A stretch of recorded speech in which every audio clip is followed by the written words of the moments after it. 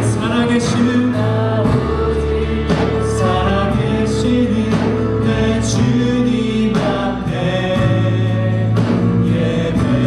예배자로 서기 원하며 날 위해 고난 당하신 내 주님만을 전심으로 경배하리.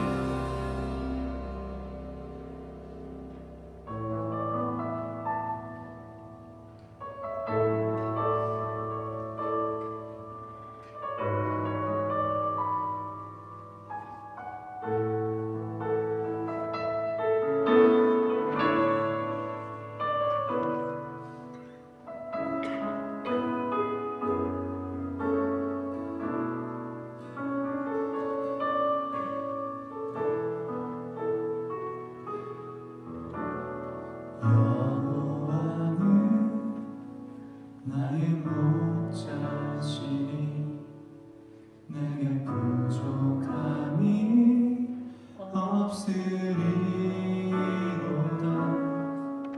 그가 푸른 초장에 나를 누이시며 쉴만한 물가로 인도하시네.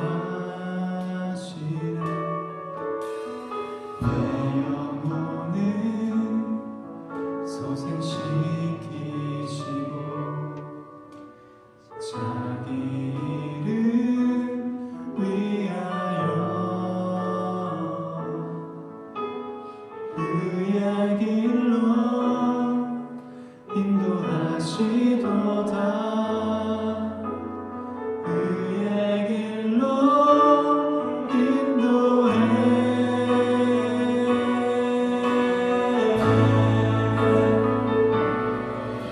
내가 사망의 골짜기로 다닐지라도 해를 두려워 않는 것을 주께서 나와 함께 하심이라. 주의 지팡이가 나를 인도해.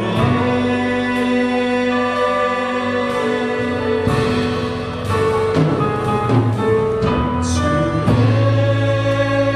선하심과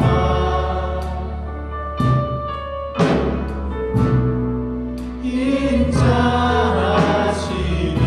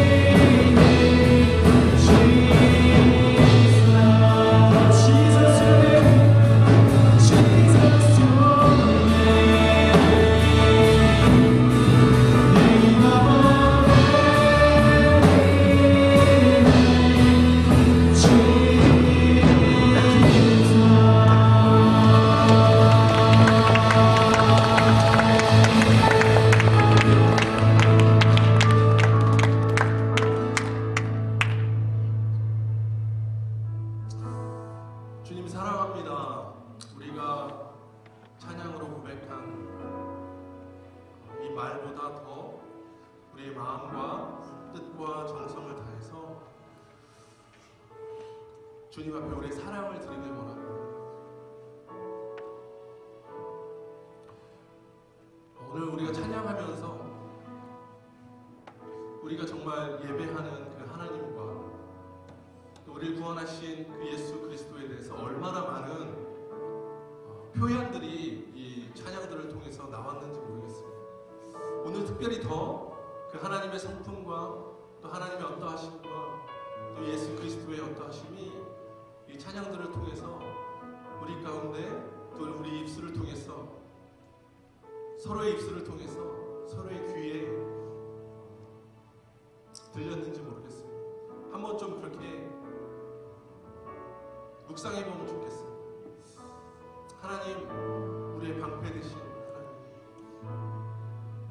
나의 기업 되신 하나님, 나의 피난처 되신 하나님, 나의 구원자 되신 하나님, 나의 구속자 되신 하나님.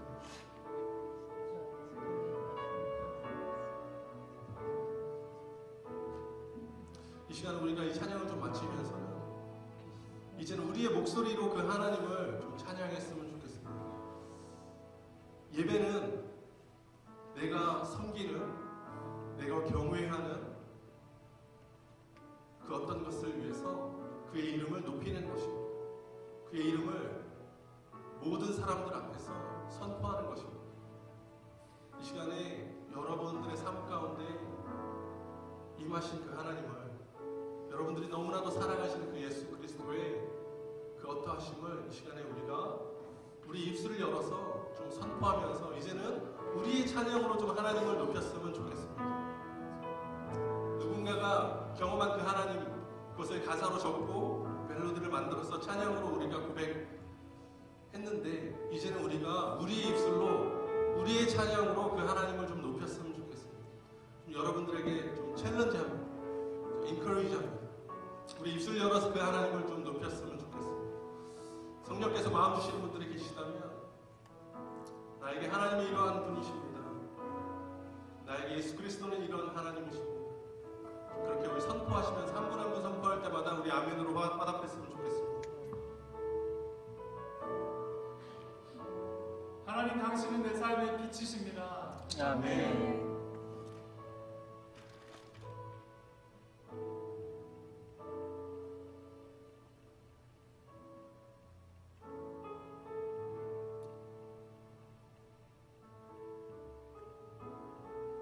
하나님, 당신은 너무나도 신실하신 하나님이십니다. 아멘.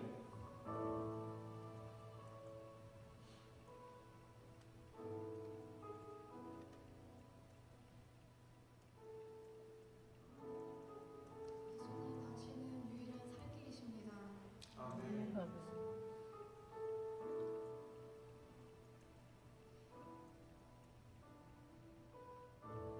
하나님 너무나도 따뜻한 분이십니다. 아멘. 하나님께서는 제 아버지 되시고 저의 삶을 한순간순간 보살피시고 테이크케어 하시는 분이십니다. 아멘.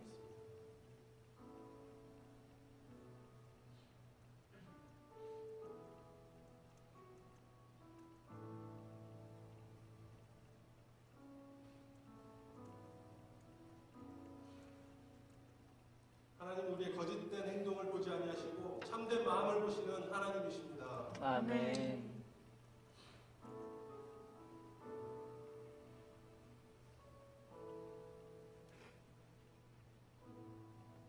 하나님, 당신은 나의 선한 목자 되십니다. 아멘.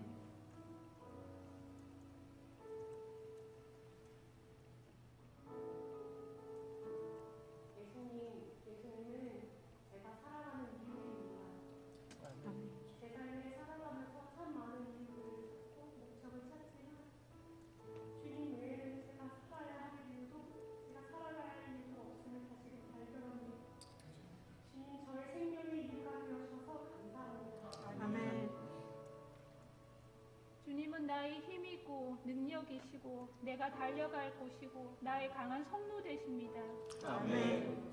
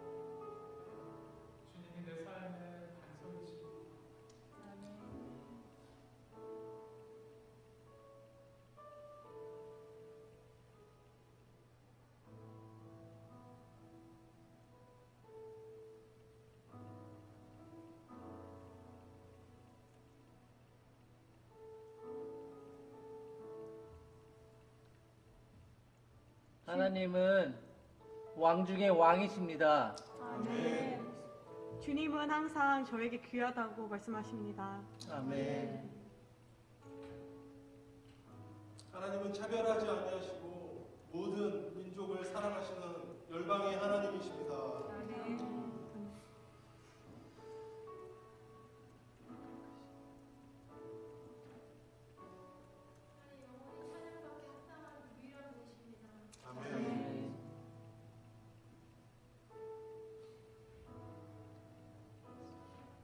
하나님 가난한 자의 외침을 들으시고 그들을 찾아오시고 그들에게 손 내미시고 그들을 구원하시는 하나님이십니다. 그 인자와 자비와 그 은혜로우심으로 하나님의 그 백성들을 이끌어 주시는 선한 목자이십니다. 아멘.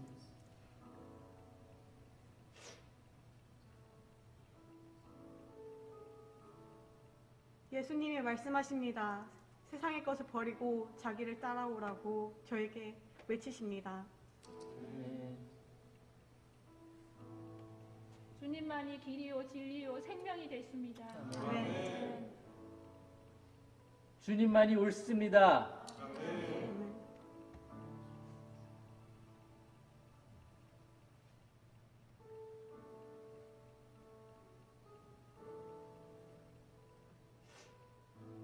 예수님만이 이 땅의 왕이시고 토론토의 통치자 되시고 이 땅을 창조하신 분이십니다.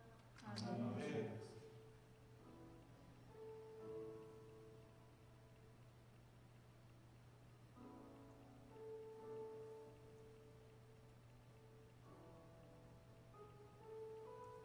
하나님, 오늘 우리가 우리 입술을 들어 주님을 찬양하였습니다. 주의 이름을 이 세상 가운데 주의 이름을 높이며 주의 영광을 우리가 바라보기를 소망합니다.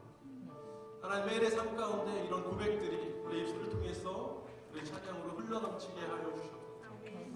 비록 우리의 삶이 눈물 골짜기와 같고 사망의 음침한 골짜기와 같을지라도 하나님, 우리가 해를 두려워하지 않고 하나님, 우리가 이 세상의 것들을 두려워하지 않고 하나님, 영원하신 그 하나님의 아버지의 그 빛 가운데로 하나님, 날마다 한 걸음 한 걸음 하나님, 우리가 믿음으로 걸어갈 수 있도록 도와주시옵소서.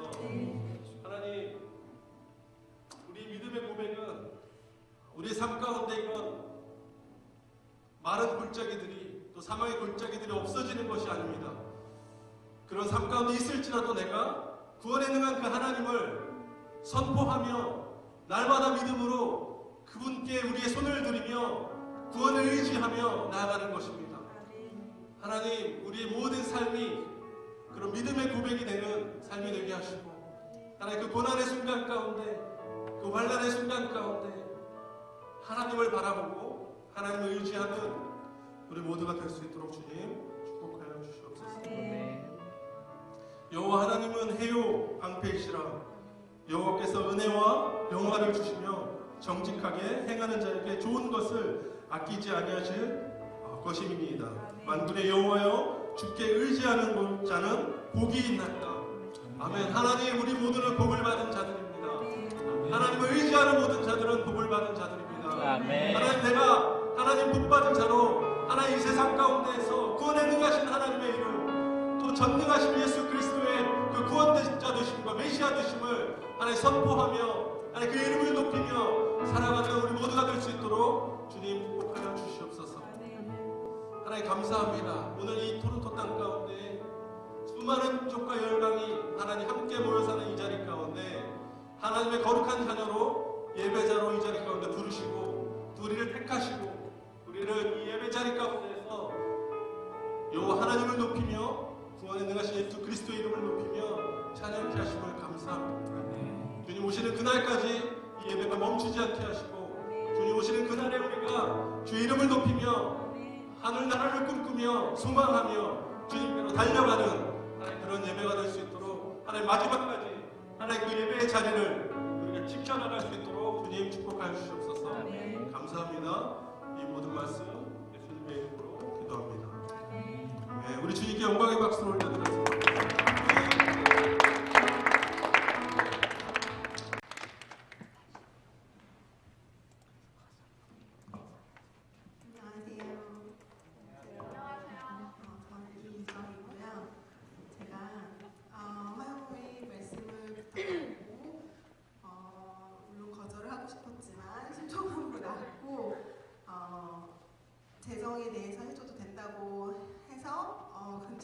많이 해서 뭘 해야 될까 고민하던 중에 하나님한테 한번 물어봐야겠다 하고 싶으신지 그렇게 물어보고 그때 하나님이 기름 부으심이란 단어를 떠올리게 해주셨어요. 그래서 하나님이 전하고 싶은 말씀이 있으시겠다라는 마음이 들었고, 그러나 저한테는 한 번도 공부해보지 않았던 영역이기 때문에 좀 되게 어드벤처러스한 그런 준비 과정이 있었는데, 기름 부으심은 어노인팅이죠. 기름 부음은 제가 넘겨야 되는군요. 기름 부음은 목동들이 양을 치며 했던 관행에서 처음 시작되었다고 구글에서 얘기해주고 있어요.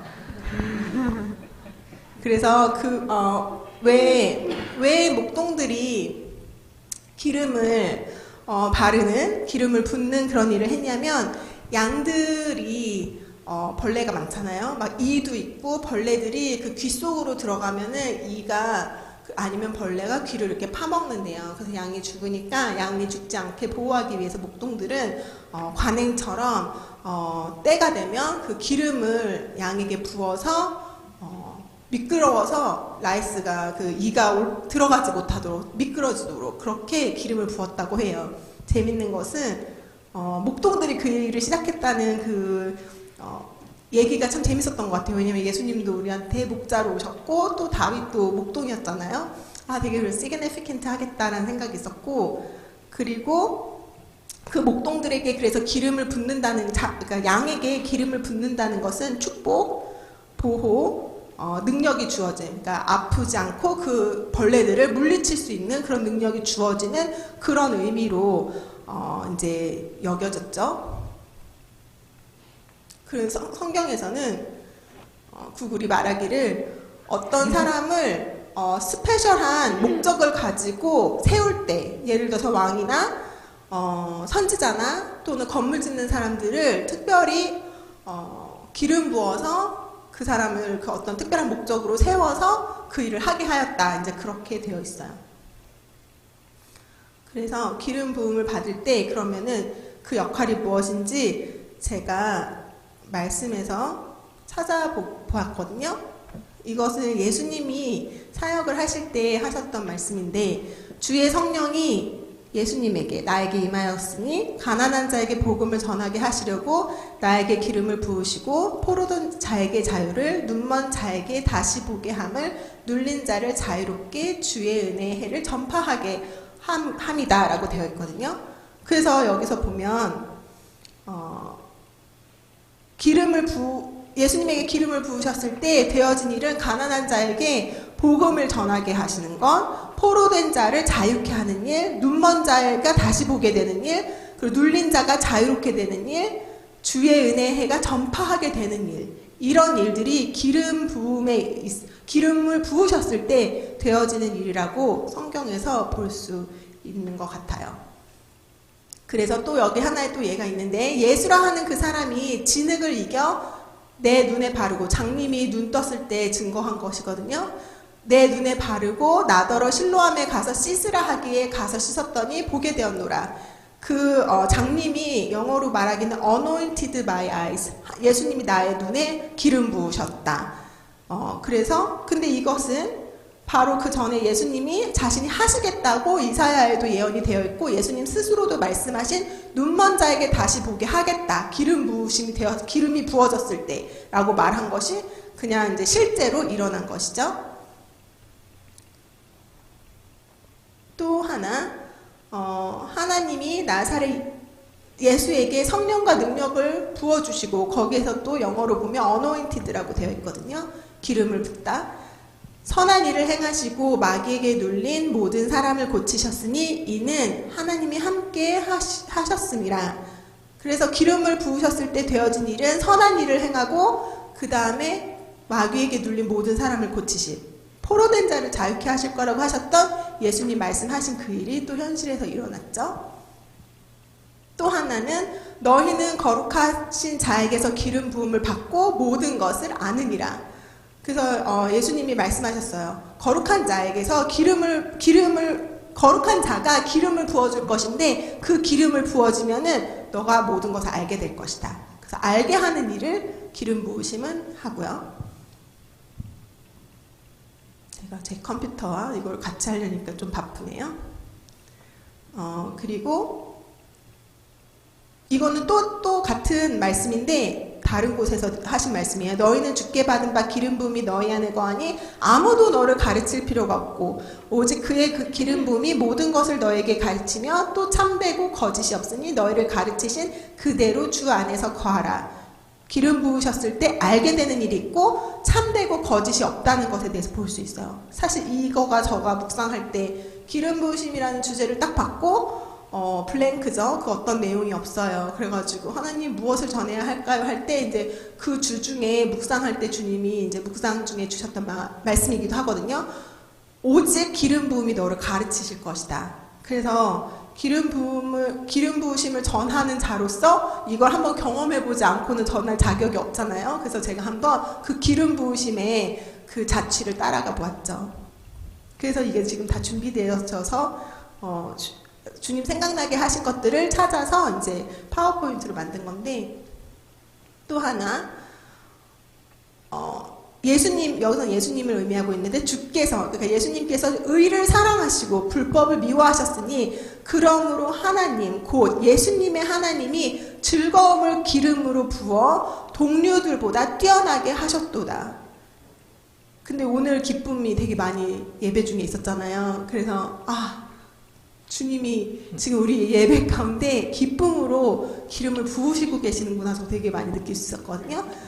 그런데 여기서 또 하시는 일이 동료들보다 뛰어나게 하신다. 다른 동급생들보다 뛰어나게 하신대요. 진짜인지 한번 찾아볼까요? 누가복음 4장 22절에 예수님이 뭔가를 전했거든요, 말씀을. 그랬더니 종교인 그 마을에 있는 사람들이 그 입으로, 그러니까 예수님의 입으로 나오는 바 은혜로운 말을 놀랍게 여겨 이르되 이 사람이 요셉의 아들이 아니냐? 그렇게 했어요. 그래서 예수님이 평범한 어떤 나자렛의 아주 가난한 동네에서 태어난 그래서 아무도 보잘것이 없다고 생각한 미천한 가정에서 한 사람이 태어났을 뿐인데 그 사람이 자라서 갑자기 하나님의 말씀을 전하는데 너무 은혜로운 거예요. 또 다른 부분에 보면 부정할 수 없었다. 종교인들이 그 예수님의 말을 부인할 수 없었다. 너무 권위 있게 말씀하시니까 아무도 그것에 대해서 부정할 수 없었거든요. 놀랍게 되었어요. 여기서 동료들보다 뛰어나게 하셨던 그 기름 부으심의 역사가 나와 있고요. 또 비슷한 일이 베드로와 요한에게도 나오죠. 베드로와 요한이 담대하게 말하는 것을 보고 그들은 본래 학문 없는 범인, 영어로 보면 uneducated, 교육받지 않았고 untrained, 목사로 훈련받지 않았고, 근데 그러한 사람들이 이렇게 담대하게 말하는 것을 보며 amazing 했다. 깜짝 놀랐다. 그리고 그들이 예수님과 함께 있었던 것을 알았다. 이렇게 되었어요. 지금 이때의 베드로와 요한은 오순절 성령 세례를 받은 이후에 베드로와 요한이에요. 그래서 동료들보다 뛰어나게 베드로와 요한을 하셨고, 또 병나은 사람이 그들과 함께 서 있는 것을 보고 비난할 말이 없는지라. 비난한 말을 없게 하셨어요. 왜냐하면 병이 낫는 일이 있었기 때문에.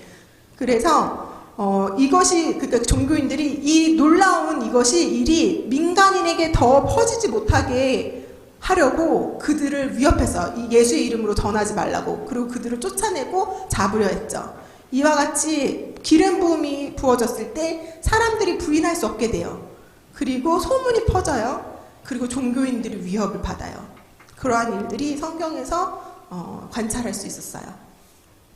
또 이것은 구약시대로 넘어가서 다윗이 이제 사무엘이 다윗을 2세의 아들 중에서 아들로 취급받지 못하다가 어디서 양이나 치고 있던 아들이 와서 막내 아들이 기름 부음을 받았죠. 왕으로서. 그 후에 사울이 이제 너무 악령이 와서 자신을 괴롭히니까 다윗을 데려다가 하프를 키게 했거든요. 그때 나와 있던 기록은 다윗이 수금을 들고 와서 손으로 탄즉 사울이 상쾌하여 낫고 악령이 그에게서 떠나더라. 기름 부음을 받은 다윗이 악기를 연주할 때 악령이 떠났다라고 기록하고 있어요. 사실 우리가 이러한 일을 원하죠. 예를 들어서 제가 피아노 반주자라서 피아노 도를 딱 눌렀는데, 또는 도레미를 딱 눌렀는데 여기 예배를 하러 왔던 어떤 자매 또는 형제가 소리 지르면서 넘어지면서 귀신이 떠나가요. 그러고 싶죠. 그리고 또 이런 얘기도 있었어요. 이건 실제로 있었던 일인데 어떤 집회에서 사이드에 어떤 사람이 그림을 그렸어요. 그리고 크게 무슨 글을 썼는데 그 컨퍼런스에 왔던 사람들이 그 그림을 보고 병이 낫는 일들이 있었대요. 근데 저도 그런 일을 원하죠. 내가 그림을 그렸는데 또는 회복이라고 크게 썼는데 그걸 보면서 사람들이 병이 낫는 일이 있으면 좋겠어요. 또 예수님처럼 만약에 우리 이 안에서 그런 일들이 일어난다면 예수님 때처럼 병들고 아픈 사람들, 귀신 들린 자들, 포로된 자들이 엄청나게 여기로 몰려올 것이에요. 예수님이 그 일을 행하셨기 때문에 다 낫고 싶어서 왔잖아요. 그런데 이건 사역자에게만 있는 것이 아니라 내가 공부할 때, 내가 일할 때, 내가 아이들을 키울 때, 말씀을 가르칠 때, 사람들과 얘기할 때 그런 기름 부으심이 내게 부어져서 그 사람 안에 눌려있던 것이 풀어지고 귀신이 떠나가고 그들이 눈에는 보이지 않지만 부인할 수 없는 생명으로 다시 살아나는 일을 볼 수 있다면, 예배가 없는 곳에 예배가 세워지는 일들을 볼 수 있다면 그러면 너무 좋겠죠. 그래서 기름 부으심이 무엇인가 힌트를 가지고 왔어요. 요한복음 요한 1서에 이렇게 되어 있거든요. 너희는 거룩하신 자에게서 기름 부음을 받고 모든 것을 아느니라. 저희가 아까 봤던 내용 중에 하나죠. 또 동일하게 주께 받은 바 기름 부음이 너희를 가르칠 것이다. 아무래도 너를 가르칠 필요가 없다. 참되고 거짓이 없다. 이 참되고 거짓이 없다는 이 기름 부음의 성질을 표현한 것이 참 significant한 것 같아요. 왜냐하면 그 뒤에 나올 분과 일치하기 때문이죠. 근데 재밌는 것은 요한복음을 통해서 요한이 예수님이 하셨던 말씀을 기록하였는데 보혜사, 예수님 말씀하시길 보혜사, counselor라고 하셨어요. The Holy Spirit, 나에게 상담자가 되시는 성령님께서 예수님의 이름으로 오실 것인데 그가, 즉 성령이 너희에게 모든 것을 가르치고 내가 너희에게 말한 모든 것을 생각나게 하시리라. 이 말씀이랑 거의 word by word 똑같다고 저는 보았어요.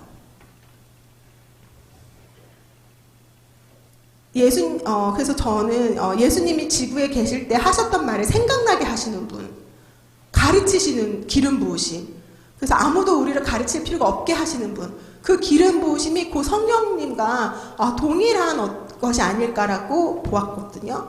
그래서 저는 감히 하나님이 주신 마음으로 기름 부으심, 기름은 이꼴 성령이라고 생각하는데, 기름은 그래서 더 자세히 얘기해보자면 성령 또는 성령이 하시는 어떤 것이 아닐까, 관찰한 내용을 토대로 그렇게 유추할 수 있었고요. 기름 부으심은 성령이 부어진과 동일하게 쓰여진 곳이 되게 많았고요. 즉 성령이 부어지심, 성령 충만. 그래서 저는 기름 부으심의 또 다른 언어는 성령 충만함이 아닐까 생각하고, 또 기름 부으셨을 때 되는 일이 구별되어지는 것, 거룩하게, 또 기름 부으셨을 때 된 일이 권위가 주어진 것, 이러한 것들을 제가 관찰해 볼 수 있었어요.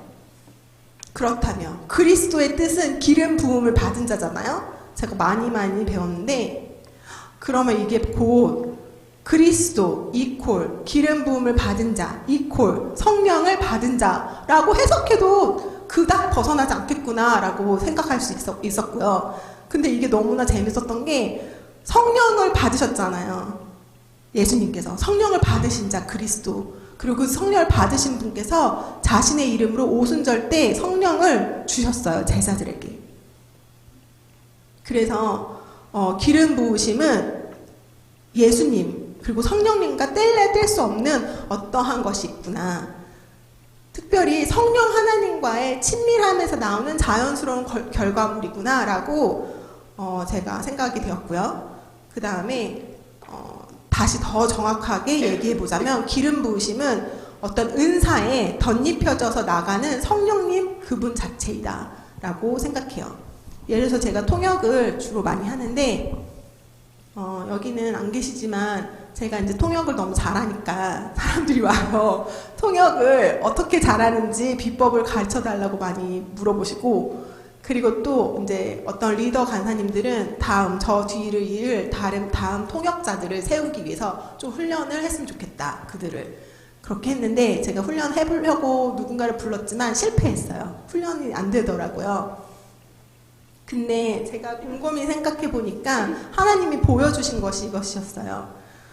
통역을 하는 기술은 저에게 은사죠. 제가 언어가 영어를 아는 장점이 있고, 그게 하나의 기술이죠. 영어를 아는 것. 그리고 생각이 좀 빨라요. 그래서 누가 말을 하면서 그것을 제 안에서 벌써 다른 언어로 말해낼 수 있죠. 그거는 기술이죠. 근데 내가 하나님의 마음을 알고 통역할 때 어떻게 하나님의 마음을 아냐면, 성경에서 영이신 분께서 하나님의 마음을 알게 하신다. 하나님의 마음을 아는 것은 영이신, 하나님의 영이기 때문에 영이신 성령님밖에 없다라고 성경이 되어 있고, 즉 나에게 하나님의 마음을 가르쳐 주시는 거야, 성령님이. 그리고 또 내 말을 통해서 흘러가세요. 내 말을 들고 성령님께서. 그리고 그것을 각자 필요한 사람들에게 나눠주시면서 그 사람들의 마음을 만지시는 거죠. 이것도 또 어떻게 성령님이 하시는 것인지 알 수 있냐면, 사람도 영이 있으니 사람의 마음을 아는 것도 성령님이다라고 되어 있기 때문이에요. 그리고 또 통역을 하다 보면 어디에 강약을 줘야 하는지 느끼게 해주시는 분도 성령님이에요. 지금 사람들을 보면서 어떤 말씀이 더 필요하겠다, 그러면 힘을 줄 수 있게 저에게 감동시키시고, 또는 강사님이 말씀하시는데 그 강사님이 지금 어떤 하나님의 마음을 느끼면서 설교를 하고 있잖아요. 근데 그 하나님의 마음을 나도 같이 느낄 수 있게 하나님의 마음을 전달하시는 분도 성령님이시죠. 이 같은 메커니즘이 저는 모든 은사에 적용될 수 있다고 생각해요. 기타를 치는 찬양 인도자에게도 찬양을 하는 것은 은사, 기술이죠. 근데 그 찬양에 성령님이 나아가게 하시는 것, 그것이 저는 기름 부으심이라고 생각해요. 또 저희가 동화를 썼는데 사역 그 공동체에서 동화 한글을 썼는데 저 이렇게 되기 원하죠. 제가 얼굴도 모르는 어떤 엄마와 또는 아빠와 아이가 책을 읽다가 막 치유되면서 울고, 그런 일이 있으면 좋겠어요. 저희가 만드는 동화책을 읽으면서. 근데 그 일은 그냥 글을 쓴다고 되는 것이 아니죠. 성령님이 덧입혀졌을 때, 기름 부으심이 있는 글을 썼을 때 글자 하나를 통해서도 그 글을 읽는 아이가, 아버지가 치유되면서 울 수 있고 생명으로 살아날 수 있다고 생각해요.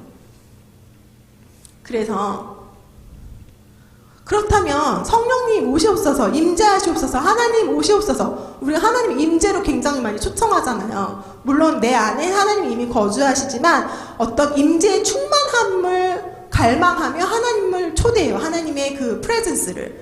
그럼 기름 부으심이랑은 무슨 차이가 있을까? 스스로에게 사실 제가 이 말씀을 준비하는데 저의 친구가 물어보더라고요. 그럼 기름 부으심을 구하는 게 아니라 하나님의 임재를 구해야 되는 게 아니야? 그래서 제가 곰곰이 생각할 때 하나님이 주신 마음은 임재는 하나님이 오셔서 나와 함께 하시는 것, 그것이 임재고, 기름 부으심은 성령 하나님이 부어지셔서 다른 그 누구도 아닌 하나님을 위하여 되어지게 하는 어떤 것이라는 마음이 들었어요. 예를 들어서 눈먼 자를 고치는 거는 기름 부으심이에요. 근데 누구를 위하여? 그 사람을 위하여? 또는 사역을 행하는 사역자를 위하여? 그것이 아니라 하나님에게 영광을 돌리기 위하여. 그래서 기름을 부으시는 이유는 결국은 하나님을 위하여 되어지는 것이구나. 복음의 은혜의 해가 전파되어서 하나님의 자녀들이 돌아오는 것도 결국은 누구를 위하여? 아버지 하나님을 위하여. 그런 일들이 가능하게 하기 위해서 성령 충만케 하시고 기름 부으시는 것이 아닐까 저는 생각했고요. 그 다음에 또 기름 부으심 안에 있는 것이 권위라고 생각했어요. 왕들에게, 제사장들에게, 또는 성전을 짓는 그 빌더들에게 기름을 부으셨다는 건 따로 떼어 거룩하게 구별하셨고, 또 거기에 권위를 주셨죠. 왕으로 또는 제사장으로. 그것이 저는 아까 저희가 보았던 말씀 중에 동료보다 승하게 하리라, 기름 부어졌을 때 그 말이라고 생각해요. 어떨 때 아무 그 학문이 없어요. 어떤 그 신학교도 나오지 않았고 어떤 훈련도 없어요. 어떤 그 세상에서 만들어 놓은 세미나리를 간 것도 아니고, 그 다음에 뭐 전도사도 아니고 목사도 아니에요. 닥터 디그리도 없어요. 근데 그러한 종교인들, 정치인들 앞에서 그들을 잠잠케 했던 베드로의 말은 베드로의 말이 아니라 하나님의 말씀이 나아갔기 때문에, 즉 하나님의 권위가 나아갔기 때문에 그들을 잠잠케 한 것이 아닐까. 그들이 부인할 수 없도록. 그래서 기름 부으심 안에 있는 권위 때문에 동류보다 승하게 되어 미천한 자일지라도 하나님의 말을 전할 수 있고 그 능력이 나타나게 되는 것.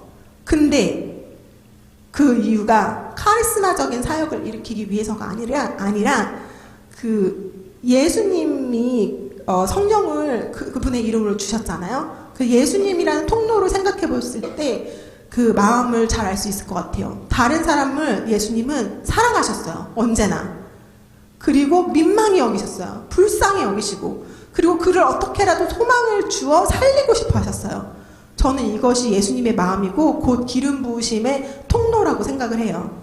제가 제일 좋아하는 예 중에 하나가 대천덕 신부님의 예인데, 이제 어떤 사람 죽기 사역할 때 막 때리면서 하잖아요. 근데 성령님은 사실 되게 인격적인 분이시니까 그렇게 하는 걸 원하지 않으시는데, 저희가 무지해서 그 사람을 상처 주면서 그렇게 했던 많은 경험들이 있어요. 뭐 DTS에서라든지 그런 다른 경험들을 통해.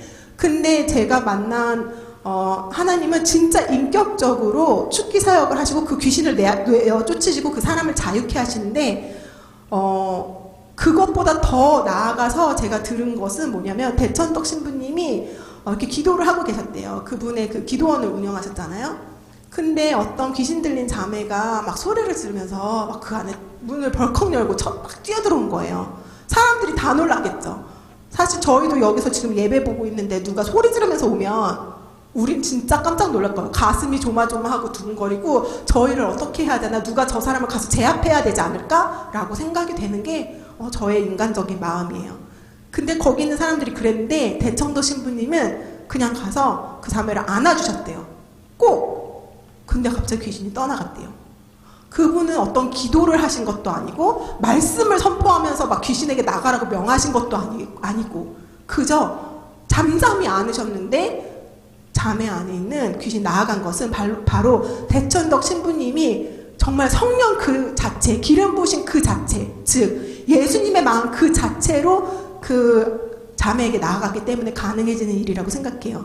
그래서 저는 기름 부으심으로 사역을 하면서 어떤 카리스마적인 그것이 아니라 정말 그러한 대천덕 신부님의 그 예 같은 그러한 사람이 되고 싶다라는 마음이 있어요. 교만해지기 쉽죠. 저의 친구는 사실 저희의 사역들을 같이 하면서 오랜 시간 같이 사역을 하고 제가 기름 부으심에 대해서 전한다고 하니까 매우 업셋했어요. 왜냐하면 상처가 있는 거죠. 기름 부으심에 대해서 저희가 많은 가르침을 받았어요. 기름 부으심을 사모하고 구하라고. 근데 어떨 때 성품이 같이 따라오지 못할 때 사람들이 많이 상처받는 일들이 있었어요. 근데 저는 이렇게 생각해요. 교만은 원래 나의 마음이에요. 저는 원래 교만한 사람이에요.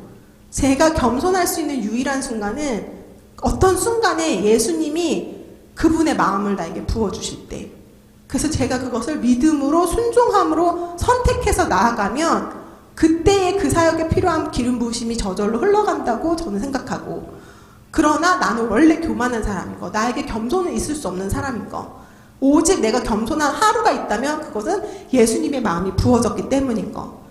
또한 나의 아젠다가 아니라 이렇게 사역이 됐으면 좋겠다가 아니라 하나님이 필요하다고 생각하시는 일들을 성령님과 함께 이루어갈 때만이 저는 교만하지 않은 기름 부으심으로 갈 수 있다고 생각해요.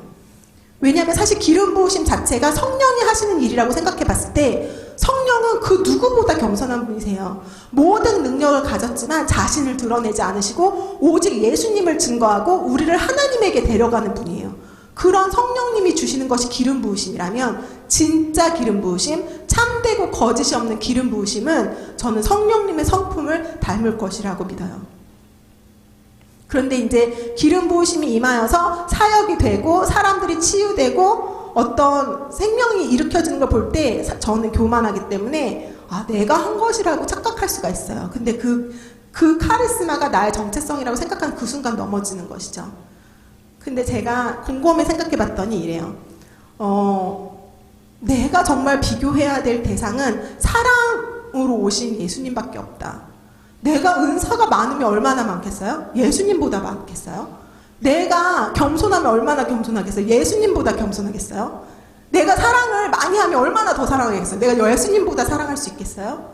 내가 능력이 많으면 얼마나 더 능력이 있겠어요? 예수님 앞에서. 그래서 나는 나를 사람과 비교하지 말고 오직 예수 그리스도 앞에서 나를 비추어 봐야 되겠다라는 생각이 들더라고요. 그러면 그 예수님 앞에 겸손해질 수밖에 없는 것이죠. 또 하나 너무나 젠틀하고 부드럽고 겸손하신 성령님을 만날 때 그 성령님 앞에서 겸손해지는 것이죠. 그래서 성령님은 누구인가 제가 좀 공부를 해보았어요. 왜냐하면 성령님이 하시는 일과 이제 제가 그 개역개정에서 성령이라고 쳐가지고 해당되는 모든 구절을 뽑아왔거든요. 그래서 지금 여러분에게 읽어드릴 거예요. 되게 길어요. 마음의 준비를 하시고 성령님이 하시는 일과 아까 제가 위에서 말한 기름 부으심의 일과 좀 되게 완전히 일치하거든요. 그것을 통해서 무엇을 알 수 있냐면 같은 영 안에서 되어진 일임을 알 수 있어요. 그래서 지금부터 제가 읽어드리는 것들이 있을 텐데 이런 일들이 조금이라도 내 삶에 되어지고 있다면 그것은 성령님이 지금 나와 함께 하시는 증거이고 나에게 기름 붓고 계시다는 증거라고 생각하고 또 제가 지금 앞으로 읽을 내용들 중에 어떤 부분들이 내 삶에 되어지지 않고 있다면 그것은 그 부분에 성령님의 기름 부으심, 성령 충만이 필요한 부분이다라고 생각하면 되는 것 같아요. 첫 번째로 할 수 없어 거의 100개가 있기 때문에 성령님은 누구시냐면 이끄시는 분이라고 되어 있어요. 그리스도를 주라 말하게 하시는 분. 그래서 그리스도를 부인하는 사람에게 저는 성령님이 가서 도와달라고 기도해요. 왜냐하면 그리스도를 주라 말하게 하는 분이기 때문에 귀신을 쫓아내시는 분, 마리아에게 생명을 잉태하게 하신 분, 예수님이 인류에게 알려지기 약 1000년 전에 하나님 아버지가 아들 예수님과 대화하는 것을 다윗이 알게 하고 말하게 하셨어요. 시편을 통해서 해야 할 말을 주시는 분, 최고의 상담을 해주시는 분, 하나님의 나라에 들어가게 하시는 분. 왜냐하면 저는 어떤 말씀에 근거했냐면 물과 성령으로 나지 아니하면 하나님의 나라에 들어갈 수 없느니라. 그래서 예수님과 그 성령이 아니면 하나님 나라에 들어갈 수 없다고 생각하기 때문에 하나님의 나라에 들어가게 하시는 분, 예수님을 증언하시는 분, 아버지께로 오시는 분, 아버지가 보내주신 분이죠. 진리의 성령, 모든 진리로 인도하시는 분, 장래의 일을 우리에게 알리시는 분, 스스로 말하지 않고 오직 들은 것을 말하시는 분. 여기서 놀랐어요. 예수님의 성품과 동일해요. 예수님이 이렇게 얘기했거든요. 지구에 계실 때. 나는 오직 아버지가 하신 일만 행하고 아버지가 말씀하신 것만 말한다. 근데 성령님도 그렇대요. 다른 언어들로 말하게 하시고 방언하게 하시고 명하시는 분이에요. 명령도 하시고 이방인들에게도 부어지시는 분. 우리죠. 이방인들. 종교인들이 능히 당하지 못하도록 말하게 하시는 분. 말씀을 듣는 모든 사람에게 오시는 분. 우리를 보내시는 분. 그리고 말하시는 분. 감싸시는 분. 안수로 인해서 다른 사람에게 전달되시는 분. 너희가 성령 받기를 원하면 서로에게 손을 얹고 안수하여 기도하라고 하였거든요.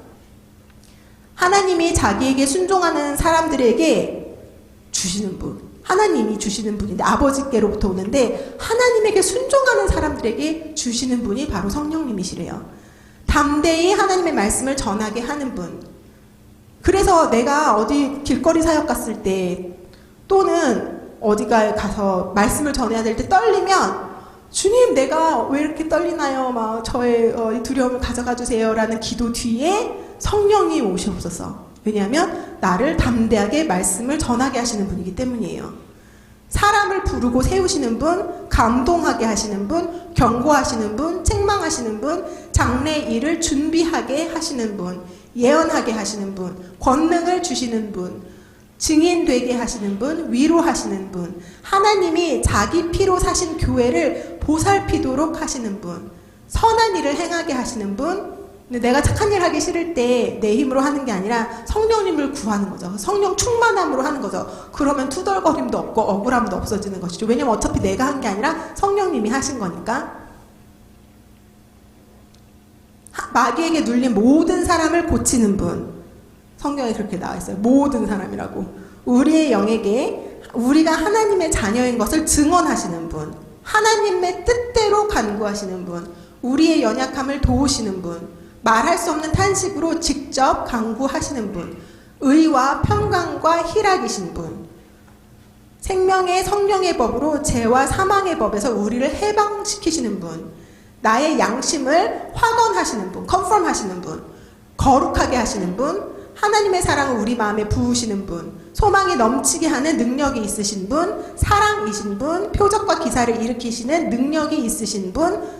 표적과 기사를 일으키는 일로 말미암아 결국 그리스도의 복음이 판만하게 되는 결과를 가져와요. 믿음, 병 고치는 은사, 지혜의 말씀, 지식의 말씀 등 은사를 주시는 분. 우리에게 보이시는 분, 자신을 나타내신다고 되어 있어요. 우리를 씻기고 거룩하게 하시는 분. 각 사람에게 그의 뜻대로 나눠주시는 분. 성령님의 뜻이 있으시대요. 그래서 그분이 보시기에 선한 대로 은사들을 또는 어떤 계획들을 나눠주신대요. 우리 안에 계시는 분. 설득력 있는 지혜의 말이 아닌 성령의 나타나심과 능력으로 전도를 가능하게 하시는 분. 우리 몸을 자신이 거하시는 성전으로 삼으신 분. 가르치시는 분. 사람의 지혜가 아니라고 되어 있어요. 사람의 지혜가 아니신 분. 예수를 주라 시인하게 하는 유일한 분. 육에 속하지 않으신 분. 육에 속한 자들에게 어리석게 보이고 알 수도 없는 분. 우리를 인치시고 보증으로 주신 분. 교제하시는 분. 우리와 프렌십 하신대요. 성령을 위하여 심으면 영생을 거두게 하시는 분. 그분을 위하여 뭔가를 하면 나에게 거두게 되는 것이 영원한 생명을 되게 하신대요. 소망을 기다리게 하시는 분. 율법 아래 있지 않도록 하시는 분. 사랑, 희락, 화평, 오래 참음, 자비, 양선, 충성이신 분. 이게 성령의 열매죠. 육체를 따라 난 자가 성령을 따라 난 자를 박해함. 즉 육체를 따라서 난 자는 분명히 성령 있는 자들을 박해할 것이라고 되어 있어요. 듣고 믿음으로 받을 수 있는 분. 약속하신 분. 우리와 약속하시는 분. 살고 우리로 하여금 살게 하고 행하게 하시는 분. 성령을 위하여 심는 자에게 영원한 생명을 거두게 하시는 분. 그리스도 밖에 있던 자들, 저희죠.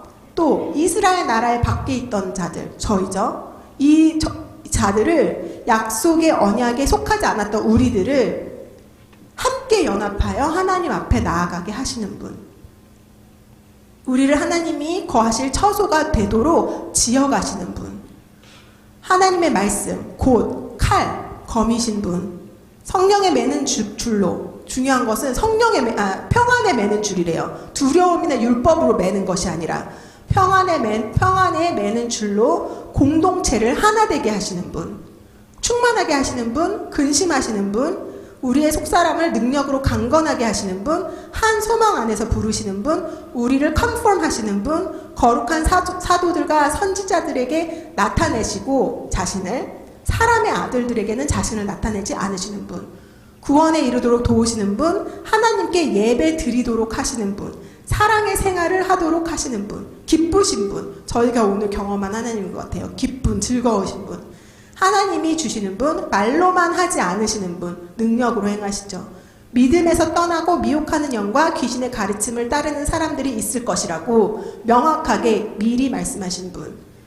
우리에게 맡기신 아름다운 것, 즉 예수님의 가르침을 잘 지킬 수 있도록 도우시는 분.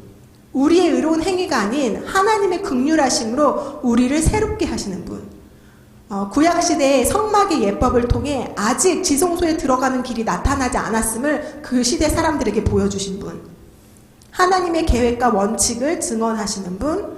하나님의 은총을 기억하게 하는 분. 우리의 마음을 완고하게 하지 말라고 하시는 분. 악한 마음에서 경고하시는 분. 악한 마음에 대해 경고하시는 분. 우리와 나누시는 분. 영원하신 분. 은혜로운 분. 질투하기까지 우리를 사랑 쫓으시는 분. 등등등. 너무 기니까 좀 스킵할까요? 근데 이러한 분이 엄청난 능력을 지금 제가 다 하지도 않았지만 한 3분의 2 정도 한 것 같은데 쭉 읊었잖아요. 또 엄청난 능력이 있으신 분인데 어떻게 우리에게 오시냐면 젠틀하게, 스위트하게, 속삭임처럼 오세요.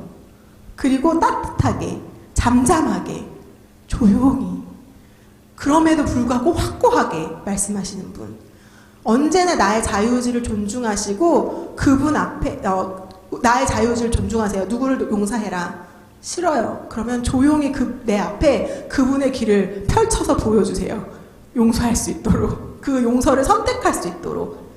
또 나의 마음을 부드럽게 하시고. 그래서 성령님을 정말 더 알아가고 싶어요. 그러면 성령님과 어떻게 친해지는가? 성령 하나님을 만나고 그분의 성품과 태도가, 그분의 따뜻함이, 그분의 능력이 그런 능력을 경험할 때, 즉 성령 하나님과 추억을 쌓을 때 우리가 추억이 많은 사람을 친하다고 하잖아요. 추억 없는 사람을 친하다고 할 수 없어요. 즉 성령 하나님을 경험한 추억이 많이 있을 때 성령 하나님과 친해진다고 생각해요. 되게 무슨 그림이죠? 다윗과 골리앗이에요. 이 정도 제 스케일을 보여드리려고 제가 이 그림을 가져왔는데, 다윗이 이렇게 얘기했어요. 그 블레셋 앞에.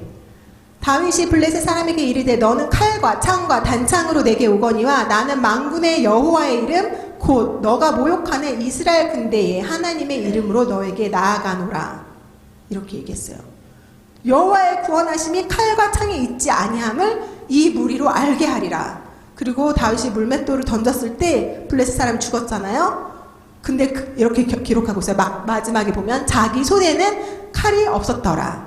이것을 통해서 우리는 다윗이 물맷돌 잘 던져서 블레셋 사람 죽인 것이 아니라 칼로 죽이지 않은 것, 즉 하나님의 이름으로 그 사람이 죽어진 것에 대해서, 그를 이기신 것에 대해서 보여주었어요.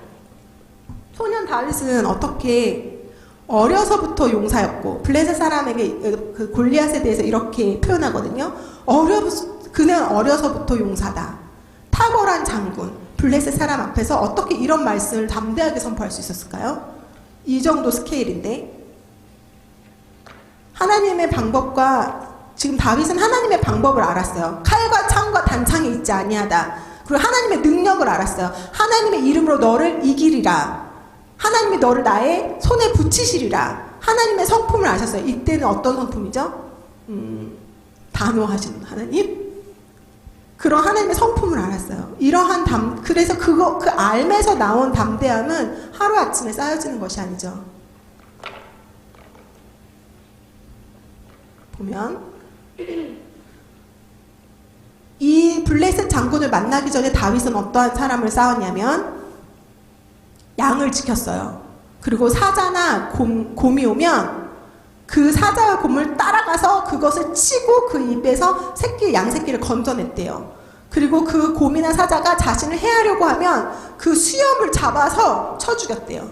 이것이 바로 다윗이 한 것이죠. 다윗은 블레셋 장군을 사자와 곰으로 보았어요. 사울이 너는 싸울 수 없다. 너는 소년이고 골리앗은 어려서부터 용사이다. 근데 다윗은 내가 이길 수 있습니다. 라고 하죠. 자, 그럼 곰은 어떤 존재인지 스케일적으로, 지금 저건 남자 백인 어른이잖아요. 근데 소년이랑 같이 서 있는 사진은 없더라고요. 소년인 다윗은 저 남자보다 되게 조그맸겠죠.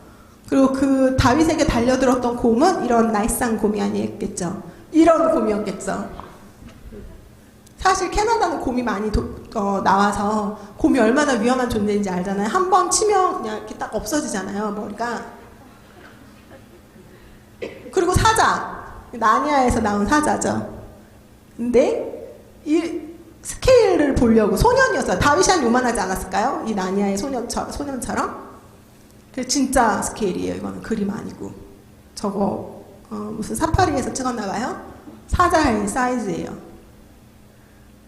그리고 그 사자는 다윗에게 이러한 얼굴로 달려들었을 거예요.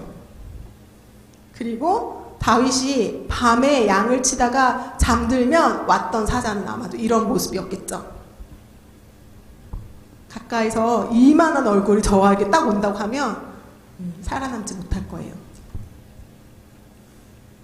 근데 다윗이 이 사자와 곰에 대해서 뭐라고 얘기하냐면, 내가 아버지의 양을 지킬 때에 사자나 곰이 와서 양떼를 데려가면, 또는 양의 새끼를 데려가면 내가 그를 따라가서 그것을 치고 그 입에서 새끼를 건져내고 수염을 잡고 쳐 죽였다 라고 한 대상들이 바로 제가 보여드린 그림이에요.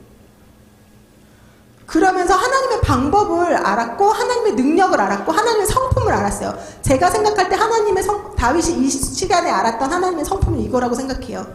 여호와께서 나를 사자의 발톱과 곰의 발톱에서 건져내셨은즉 나를 블레셋 사람 손에서도 건져내시리라. 어렸을 때부터 맹수 가득한 광야에서 아버지의 양떼를 지키기 위해 목숨을 걸었던 다윗은 그 매일의 두려움과 싸웠을 것이에요. 근데 그 안에서 하나님을 찾고 경험하는 것이죠. 어떤 하나님? 능력의 하나님. 사자의 발톱과 곰의 발톱에서 건져내시는 하나님. 신실한 하나님. 한 번도 다윗이 죽지 않았어요. 죽었으면 여기 못 왔겠죠. 살리신 분, 신실하신 분. 오랫동안 양을 치면서 매일매일 양을 치면서 얼마나 많은 사자와 곰을 만났겠어요? 근데 신실하게 지키신 분. 근데 이제 다 이겼다 쳐요. 사자를 뽑았고 근데 자기의 양떼로 돌아왔어요. 그 새끼 양을 데리고.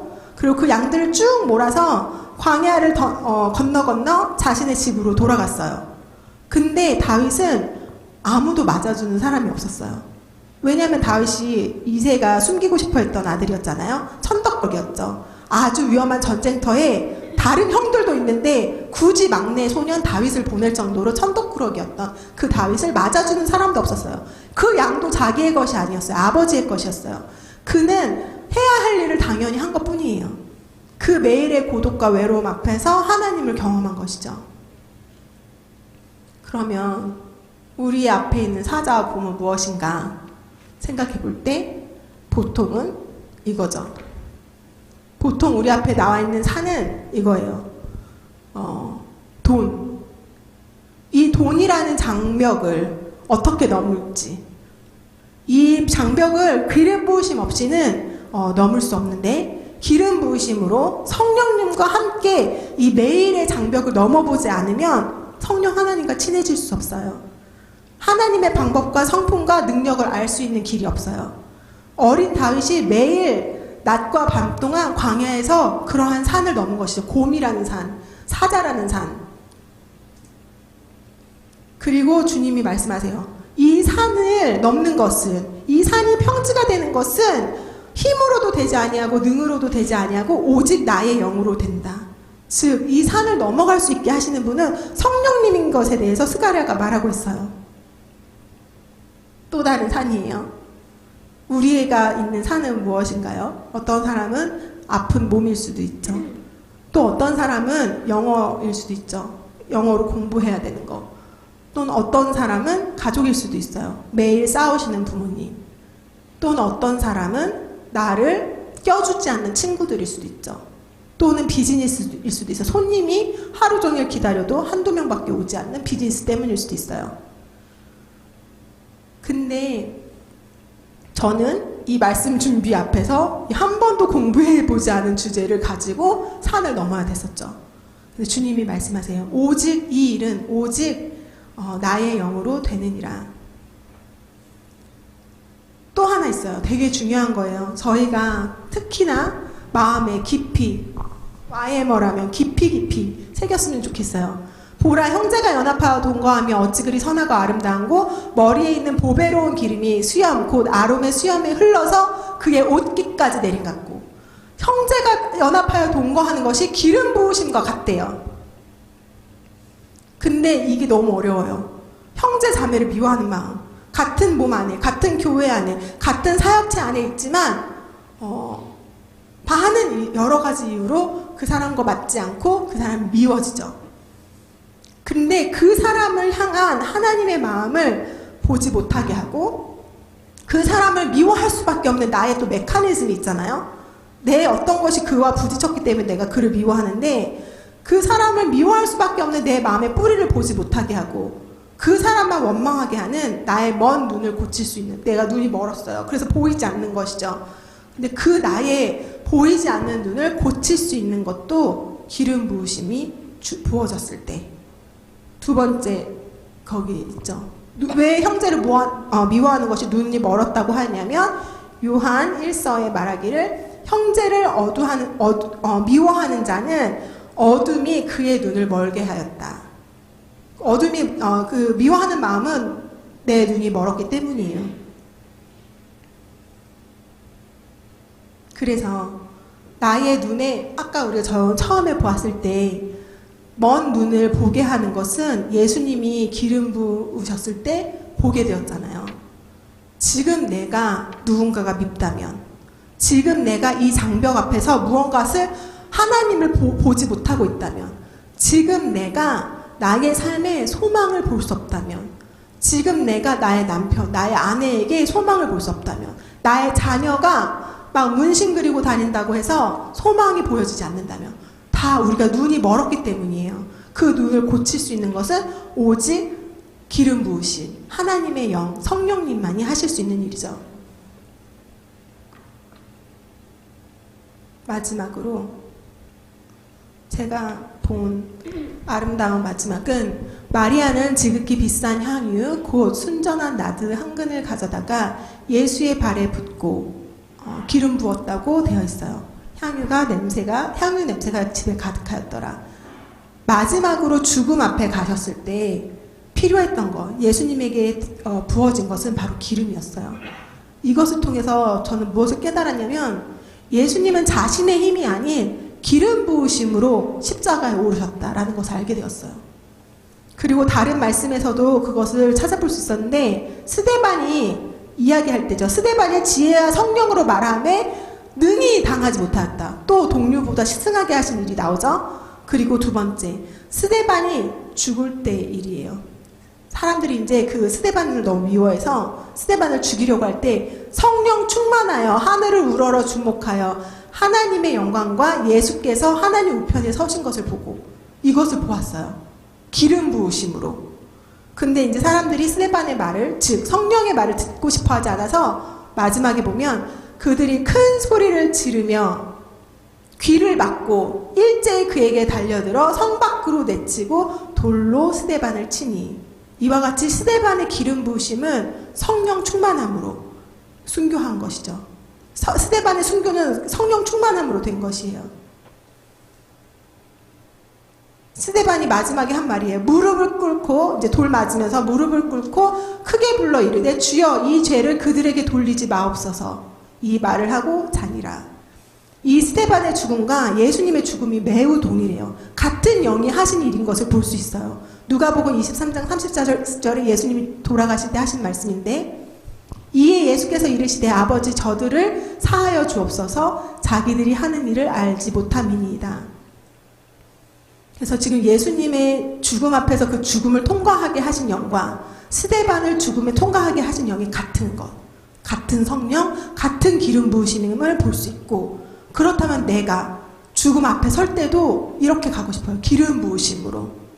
또 우리가 매일의 삶 앞에서 십자가에 죽어져야 되잖아요. 미운 형제를 미워할 수 있는 권리를 버리고 내 자신을 십자가 앞에 가져가는 것이 내 힘으로 되는 것이 아니라 기름 부으심으로. 형제를 용서할 수 있는 것도 기름 부으심으로.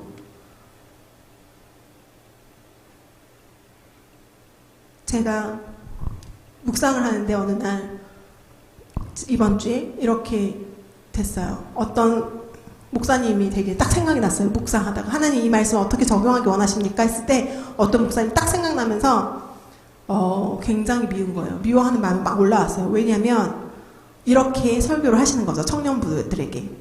어디 하나님의 음성 듣는다는 사람들이 있는데 그런 건 그렇게 되는 것이 아니다 라고 청년들을 이제 막 설교했어요.